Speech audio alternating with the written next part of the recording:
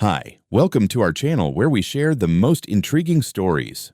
When I inherited my grandfather's wild Texas ranch, I expected peace, not war. But a clipboard-wielding HOA president, a forged contract, and a goat named Darla turned my quiet country life into a legal showdown. They came for my land. What they got was a reckoning.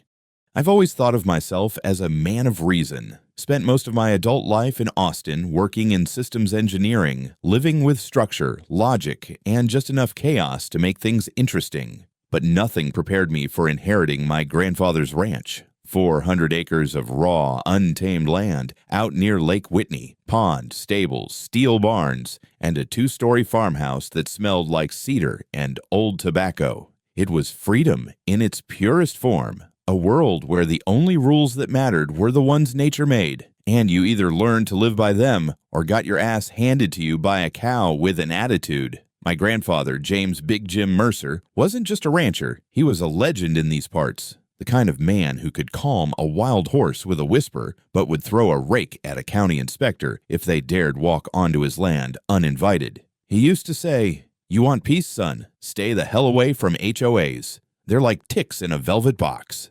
He wasn't being poetic. He was dead serious. I remember one time he lit a letter from a homeowners association on fire without opening it, then used it to start the grill. When he passed, I left everything behind. Apartment, city job, reliable Wi-Fi, and moved out here. I figured I'd need time to figure out the logistics, the tax stuff, maybe get some old equipment running again. But from day one, it felt like coming home. I spent mornings riding along the fence line with a cup of coffee in one hand, boots kicked up on the ATV. Nights were for watching the stars, uninterrupted by street lamps or neighborly small talk. For once in my life, I could breathe without concrete closing in. That peace didn't last. About a month into my new life, while I was out fixing a hinge on the gate, a white Lexus crawled up my gravel drive like it was scared to get its tires dusty. Out stepped a woman who looked like she'd been ironed along with her linen pantsuit. Short, perfectly blow-dried hair, clipboard under one arm, fake smile tighter than a banker's handshake. She introduced herself as Karen Stone, president of the High Meadow Estates HOA, and before I could even ask what she wanted, she hit me with it. "Mr. Mercer, it's such a blessing to see you carrying on your grandfather's legacy. Now, let's talk about those past due assessments." She pulled out a manila folder and flipped it open with all the drama of a courtroom reveal. Inside, a stack of invoices, printouts, and demand letters totaling $92,000 in HOA dues, allegedly unpaid over the last 12 years. I stared at her like she'd told me the barn had applied for a credit card. "Ma'am, he wasn't a member of any HOA." Karen's smile never twitched. "That's a complicated matter. But now that you've inherited the property, those responsibilities pass to you." I damn near choked on my coffee. I'll admit it. I laughed. Right there, in front of that woman with her polished nails and phony calm. I genuinely thought it was a misunderstanding. Maybe some old mail got misrouted. Maybe she was confusing me with one of those McMansion types a few miles down the road. But when she pulled out the final page of her little performance, my gut twisted. It was a so-called agreement to join the High Meadow Estates Homeowners Association, dated 2009, with what was supposed to be my grandfather's signature on the bottom. It was a joke. The signature looked like someone had copied it from an old check, using their non-dominant hand while drunk and possibly being chased by bees. No notary seal, no witness signatures, not even a printed name. Just a crooked scrawl on cheap copy paper. Still, Karen held it like it was Moses' stone tablet. "This document proves that your grandfather voluntarily agreed to join the HOA in 2009, and therefore all dues and obligations are legally transferred to you as his heir." I took the paper and stared at it. "You're telling me this? This flimsy thing just erased decades of legal independence?" She tilted her head, all corporate sympathy and veiled menace.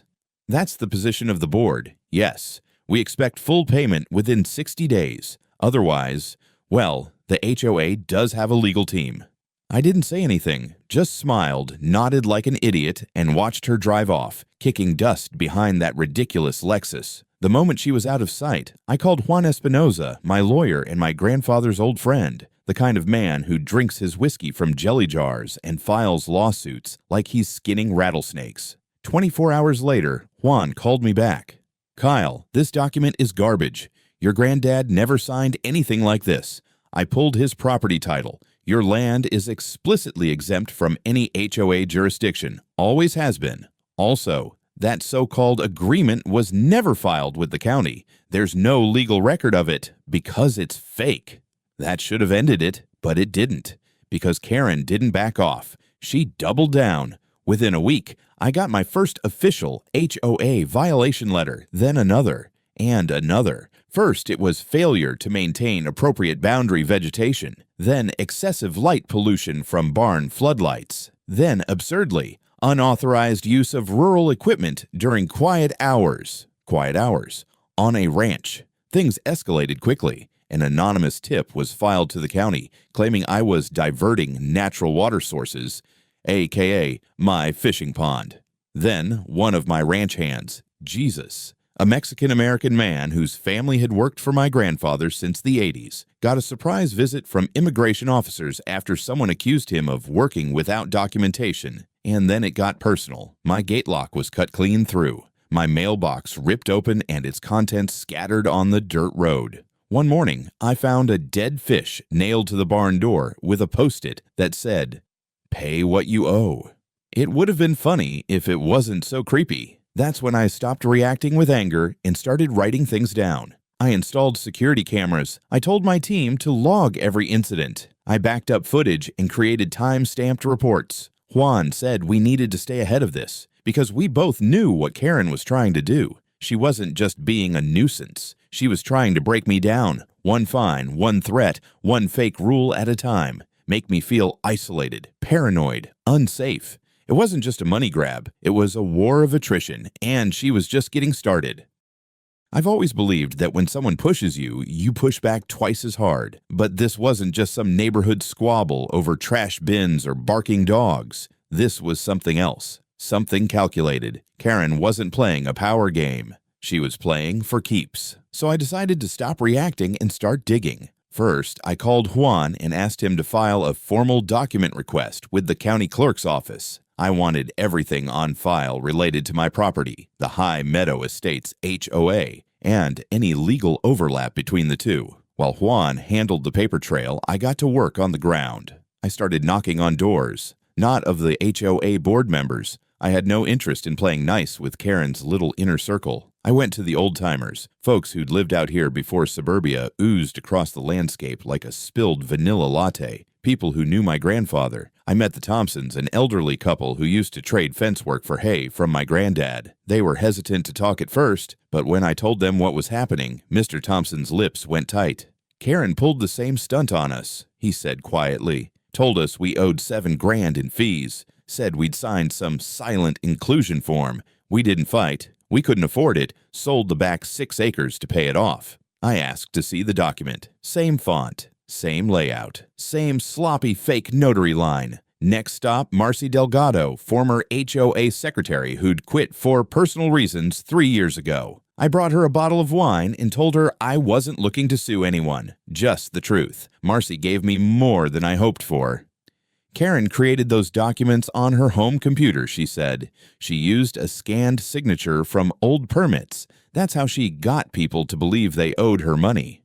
She even had screenshots from an old email thread where Karen asked her to find a way to retroactively assert jurisdiction over outlier parcels. I couldn't believe it. No, scratch that. I could. I just hadn't realized how far it had gone. This wasn't about me. This was a pattern. Karen had been running a miniature extortion racket under the banner of community standards, and now I had receipts. Juan kicked things into high gear. He brought in a forensic handwriting analyst who compared the fake signature on Karen's 2009 agreement with my grandfather's real ones. It didn't just not match. It looked like a kindergartner trying to copy cursive. Meanwhile, I reviewed every hour of footage from the new security cameras I'd installed around the barn and front gate. Sure enough, 2 weeks back, I caught Karen herself, standing by my mailbox in the dead of night, stuffing something inside. On audio, you could hear her mutter, "Let's see you ignore this one." I paused the video, took a sip of coffee, and smiled. Oh, Karen, you really stepped in it now. By this point, my rural rebellion was starting to attract attention. A local blogger who covered HOA horror stories got wind of my situation and published a piece titled, "How One Man Fought Back Against a Fake HOA Debt Scheme and Found a Network of Victims." Comments exploded. Neighbors I'd never met stopped by the gate to shake my hand or drop off their own letters. Turns out, I wasn't the only one getting bullied. I wasn't isolated. I was a rallying point. So I gathered everything: video, documents, statements, the expert report, and laid it all out in my office like it was a war room. Juan looked over the pile, then leaned back in his chair. "Kyle," he said, "we've got her. This isn't just civil. This is criminal, fraud, harassment, maybe even attempted extortion." And I nodded, slow and sure, because now it wasn't just about clearing my name. It wasn't about $92,000. It was about burning the entire damn lie to the ground and making sure Karen Stone never tried this with anyone else again. Let's just say, if she thought I was going to fold like my neighbors had, she clearly hadn't met a Mercer. You'd think a rational person, someone with even a teaspoon of self-preservation, would back off after realizing they'd been caught forging legal documents. But Karen Stone must have taken a solemn vow to go down in flames, dragging every poor bastard within HOA boundaries with her. After word started to spread that I'd gathered real dirt, signed affidavits, expert analysis, damning video footage, Karen didn't slow down. She escalated. The next HOA letter wasn't about dues or grass height. This one accused me of contributing to community destabilization and erosion of moral standards. What the hell does that even mean? Did I scare the neighborhood children by existing? Within a few days, a local paper, funded in part by HOA ad dollars, ran a column titled, "Can One Ranch Spoil the Suburbs?" There was a blurry photo of my tractor in motion taken from God knows where, with the caption, "Odd or potentially unpermitted machinery." Then came the flyers. Yes, flyers. Bright yellow, taped to stop signs and mailboxes across the neighborhood. Warning: neighbor refusing to follow community safety standards. Children at risk. One of the bullet points. Reported to have aggressive livestock with unclear containment. They were talking about my goat, Darla, who limps and likes sunbathing near the fence. Ferocious. At that point, even some HOA residents were getting uncomfortable. One woman stopped by with a casserole and whispered like we were in a spy movie. "Just so you know, Karen told the board you were hosting unlicensed gatherings with heavy equipment. I think she means your tractor maintenance days." But the worst was yet to come. I woke up one morning to the sound of grinding metal. Outside by my east fence line, a backhoe, a damn backhoe, was digging a trench. Beside it stood a young guy in a reflective vest, holding a clipboard, confused as hell when I stormed out in boots and a bathrobe. "Can I ask what you think you're doing?" I growled. Trenching for irrigation extension, sir. HOA work order. Says you approved it." I nearly choked. "Buddy, you're trenching into private land. My land." He double-checked the form. "Karen Stone signed off on this. I just go where they tell me." That's when I snapped. I called the sheriff's office. While I waited for a deputy, I grabbed Darla the goat, who'd wandered over to supervise, and muttered, "You're the only one around here with a functioning moral compass." The sheriff showed up, looked at the order, looked at my deed, and told the crew to back off immediately. He knew me, knew my granddad, knew I wasn't the kind of guy to cry wolf. Karen showed up 15 minutes later in her usual uniform, pearl earrings, expensive perfume, and righteous indignation. She barely glanced at me before launching into her monologue. "Sheriff, we have serious concerns about Mr. Mercer's refusal to comply with environmental impact protocols and his hostile attitude toward community beautification efforts." The sheriff deadpanned. "You just dug a trench on a man's private property, Karen. Well, the boundaries have always been fluid." He blinked. "That's not how property law works." But it didn't matter. The woman was spinning out. The more she lost control, the harder she tried to claw it back. She even filed an emergency injunction claiming I was disrupting HOA operational cohesion. Juan laughed so hard when he read it, he spilled whiskey on the counter. It was chaos, pure and stupid chaos. Karen had gone from rule enforcer to rogue operative, and the HOA board either didn't know how to stop her, or they were just too scared to try. I realized then, she wasn't just fighting me anymore. She was trying to prove to the entire neighborhood, maybe even to herself, that her authority meant something, even if she had to manufacture reasons and rewrite history to do it. But the walls were closing in, and she knew it. And when desperate people start swinging wildly, they always miss. And when they miss, that's when I hit back. There's a certain stillness the morning of a big fight. Like the air just holds its breath, waiting to see who throws the first real punch. That was the vibe the morning we filed the lawsuit. Juan marched into the county courthouse like he was walking into an old Western saloon, calm, steady, loaded. The civil suit was 56 pages long. Fraud, attempted extortion, harassment, falsifying documents, trespassing, defamation, property damage. We didn't just come to make noise. We came to bury the damn circus. We also filed a criminal complaint against Karen personally.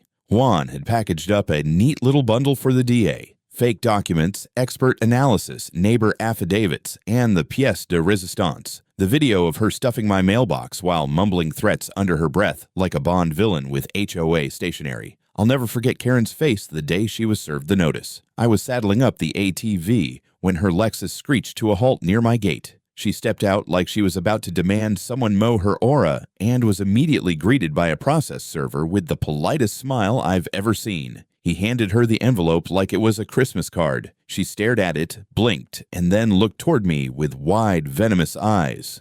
"This is slander," she snapped. "No," I called back, tightening a cinch strap. "It's discovery."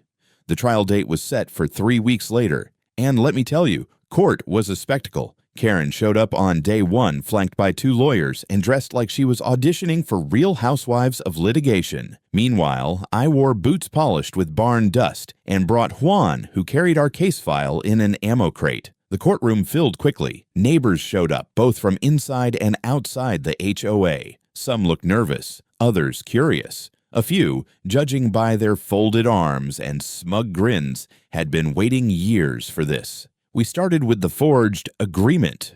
Juan called the forensic handwriting analyst, a retired FBI expert with zero patience for BS. He placed the fake signature on a screen beside my grandfather's real one. "Not only is this not a match," the expert said, tapping the screen, "this is what we call an intentional simulation. Someone tried to imitate the style. Poorly." Karen's lawyers objected. Overruled. Then came Marcy, the former HOA secretary. She testified that Karen had fabricated documents on her home printer, even showing emails where Karen discussed creative jurisdiction strategies. The courtroom murmured like a church catching fire. Juan presented the video of Karen tampering with my mailbox, the footage where she muttered, "Let's see him ignore this one." Karen's lawyer stood up, red-faced, and barked, "That proves nothing. That could be any mailbox." To which Juan calmly replied, "It says Mercer Ranch in 6-inch letters right on it." Laughter in the gallery. The judge didn't stop it. Then came my turn. I laid it all out. How the harassment began, how she manipulated neighbors, how she used intimidation, lies, and legal theater to prey on people too tired or scared to fight back. "This isn't just about money," I said. "This is about control. She wanted mine, and she hurt other people to keep hers. But my grandfather built that ranch with his bare hands. He didn't bow to anyone, and neither will I."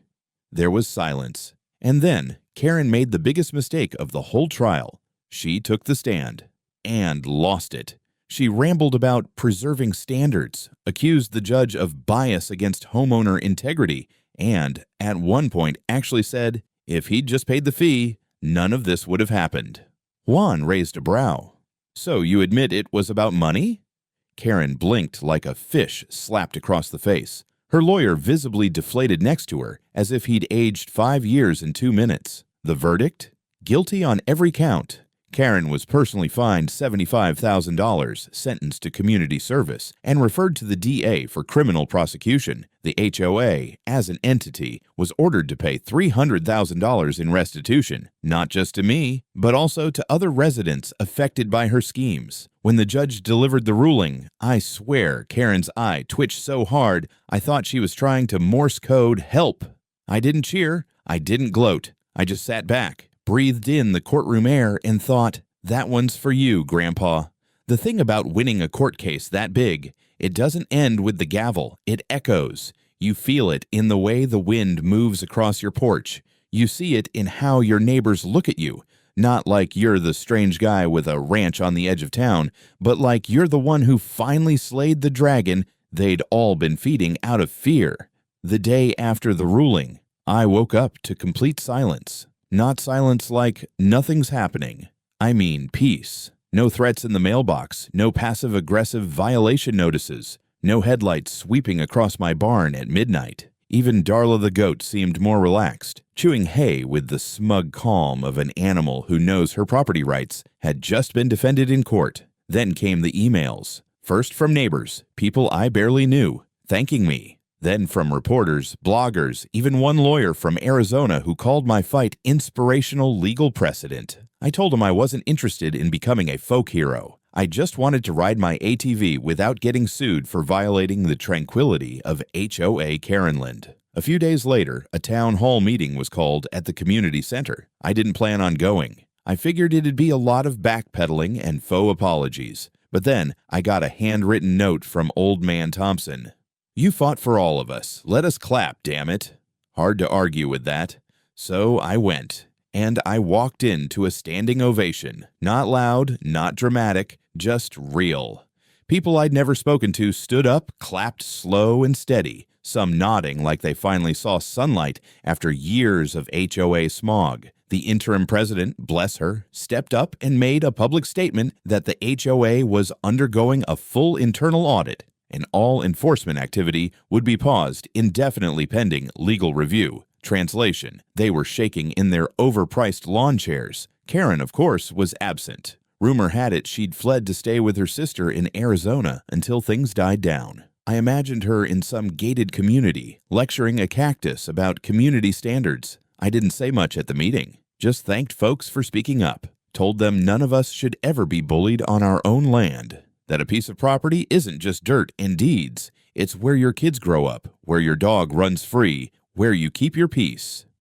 Afterward, folks brought pies. Someone gifted me a #NotMyHOA t-shirt. One guy even handed me a framed cartoon of Darla the goat stomping on a HOA sign like Godzilla. It was ridiculous. It was perfect. I went home that night, sat on the front porch with a beer in hand and the moon hanging over the pasture, and thought about Grandpa Jim. He'd have chuckled, spit tobacco, and said, "Told ya, HOAs are just modern-day snake oil." And damn it, he was right. The war was over, and I was still standing. A few months passed. Life went back to normal, or at least my version of it. The pond thawed, the grass grew wild again, just the way I liked it, and the only code violation I had to deal with was Darla climbing onto the flatbed trailer like it was her personal throne. I didn't hear a peep from the HOA. No letters, no passive-aggressive flyers, no mysterious calls about my tractor's aesthetic compliance. It was beautiful. Then, one morning, I walked out to check the mailbox and saw something unexpected. A postcard postmarked from the Cayman Islands. On the front, a sunset over palm trees. On the back, a message scribbled in a familiar, aggressive cursive. "Could have been your problem. XO, Karen." I stared at it for a full minute before laughing so hard I choked on my coffee. Oh, Karen, running from accountability and still finding time for passive aggression across international borders. That's dedication. I pinned the postcard on the corkboard above my workbench, right next to the signed court ruling and the cartoon of Darla stomping a HOA sign. A personal little hall of fame. The final cherry on the sundae came 2 weeks later, when the local news station called asking if I'd be willing to do a short piece for their Texans Who Stand Tall segment. I said sure, on one condition. So picture this. Me, sitting on a hay bale in front of the barn, Darla by my side like a goat-shaped bodyguard. The camera rolling, the reporter asking questions like, "What advice would you give to someone facing HOA abuse?" I smiled and said, "Simple. Know your rights, document everything, and if they bring a fake contract, you bring a real lawyer. And a goat." They aired it that Sunday night, and the next day, I hung a new wooden sign at the front gate, burned into the wood with a branding iron. "You've entered Mercer Ranch. No trespassing. No HOA. Yes, we're serious." And underneath, in smaller script, "If you're looking for trouble, we've got a goat with an attitude." Yeah, that felt like the perfect ending.